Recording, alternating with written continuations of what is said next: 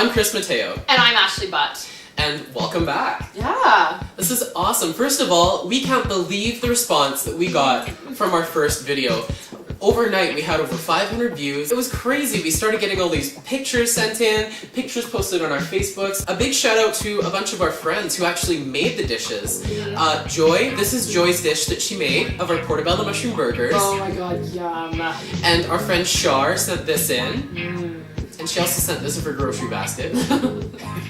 See, this is awesome. We love getting this from you guys. Yeah, we love seeing the response and we love seeing the things that you try, that we try on our show.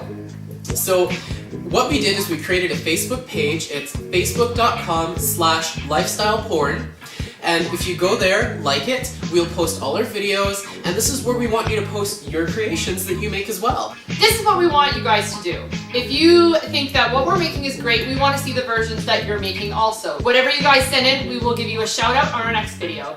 So today, we're taking a trip to the Mediterranean. With all those beautiful flavors, we're going to be making kabobs with homemade flatbread and a creamy jalapeno sauce. But the coolest part is, if you didn't know, the flatbread we're making, you can actually cook in the barbecue. Yeah, and it's homemade from start to finish. Super simple. And you will never buy store-bought flatbread again. Ever. Ever, ever, ever. Ever. Ever, ever. Ever.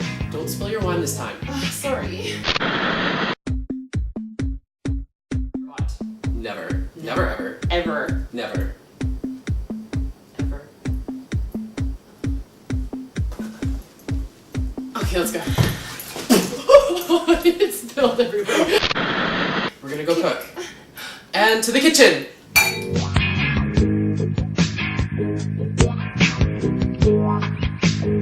Whenever you're cooking breads at home, whether that be pizza dough, flatbread, it is a great idea to add rosemary. Smell it.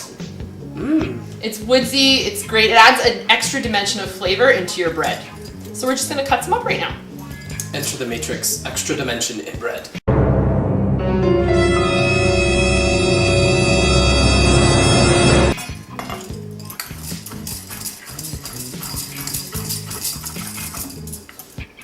So now we get to use this bad boy. So we made a premix of 3 cups of flour, a tablespoon and a half of yeast, and 2 tablespoons of salt.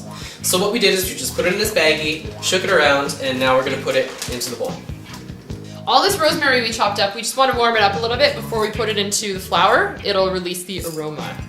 So just give it a little palm roll, with washed hands of course, and start the mixer. Just want to get that rosemary incorporated in. Next we're going to add a cup of water, but you can also add a couple tablespoons extra if you need to. And of course, our favorite oil, olive oil, 1 tablespoon.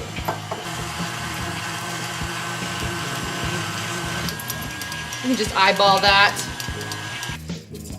Just stop the mixer every minute and scrape it down. So this batch is a bit thick, so we gotta add a little bit more water. Plop. Plop, plop, plop. And turn it up. Yeah.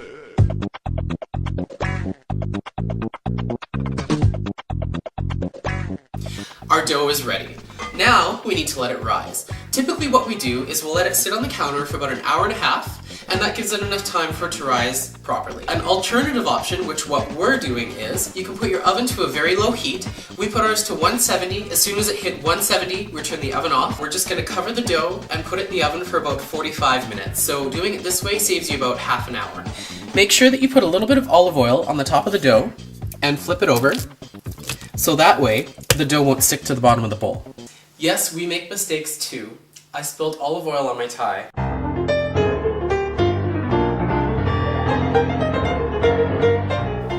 Veggie time. The vegetables we chose to use were red onion, red pepper, and tomato. For kabobs, you want to make sure that you don't use vegetables that have a lot of water, only because they'll get soggy. Vegetables like zucchini, cucumber, a lot of them, because they're already cut, they'll leak out all of their juices and you'll just have some soggy kebab. So for kebabs, you want to cube your onions in bigger chunks. That way you can stick them right onto the skewer. So I don't really know a cure for crying with onions. Is there a way not to cry? Stop being such a fucking bitch about it. Oh, fuck. Chris, that's the perfect size. I know, when you're chopping your peppers for kebabs, you want to make sure they're in just cubes about this big. Make sure you soak your skewers beforehand so they don't start on fire.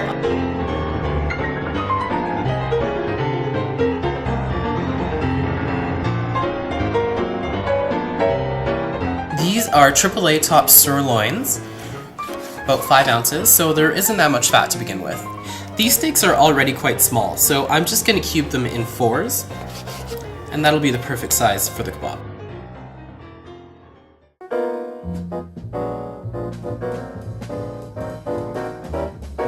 We're making one of my favorite sauces, smoked creamy jalapeno. But in order for smoked jalapenos to happen, you need a barbecue.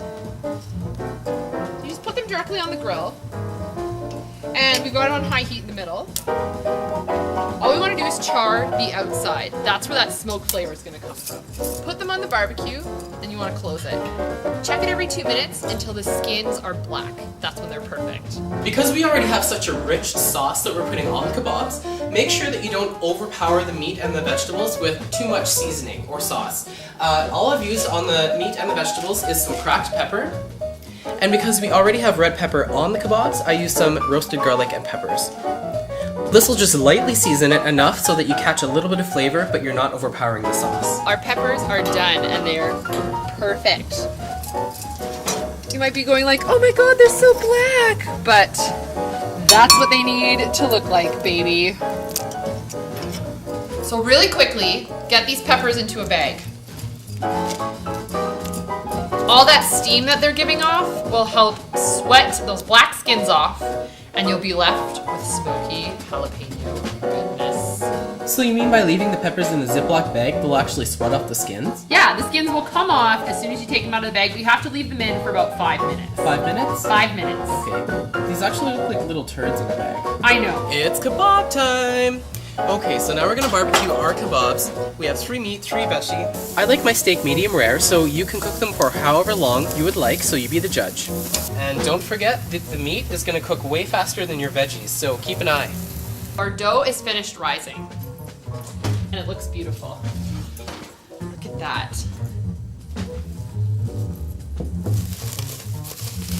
Does a finger poke stay in here? Looks done to me. So we need to roll this bitch out, and she's nice and oily, so you can put it directly on the marble. Just give it a few good works, and then use your fingers to cut it, and separate out your portions. 4 flatbreads, perfect. So you just want to roll them out with your palm.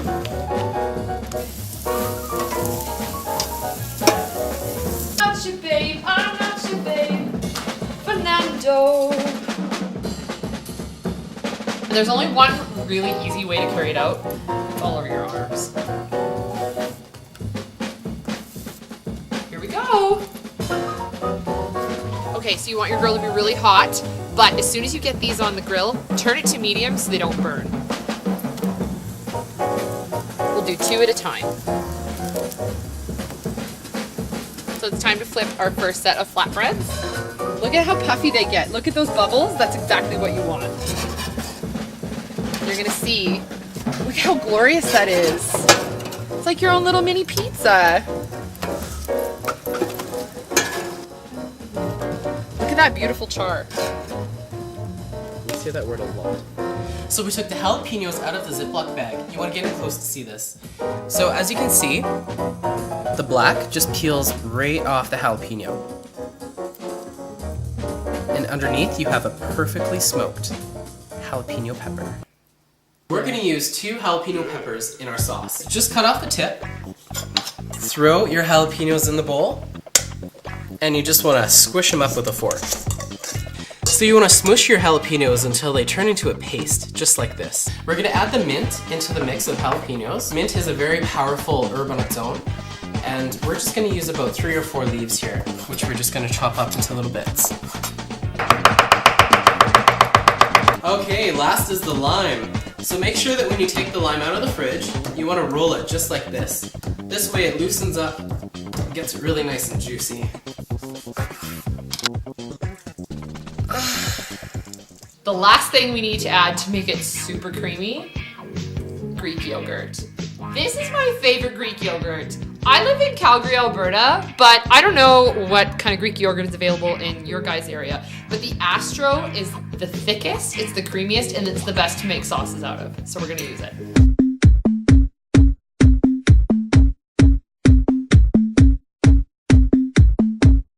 The sauce is done! Okay, so now what you want to do... Just add a little salt and pepper. Just a little bit. Each other. Oh, yeah.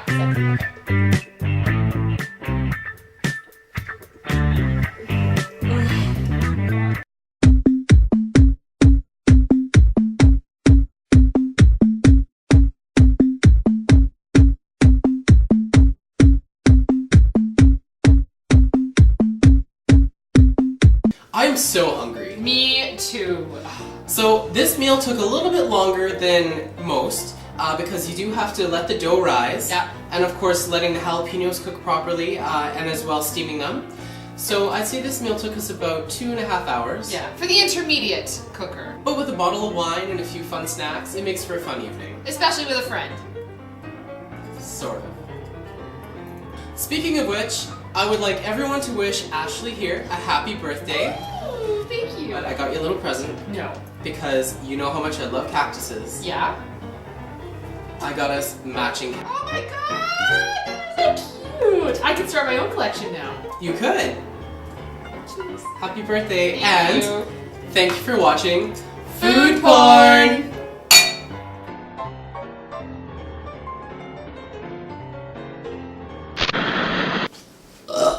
Whoa! Are we starting from that part? Oh, see, I know the other one. Okay, let's go.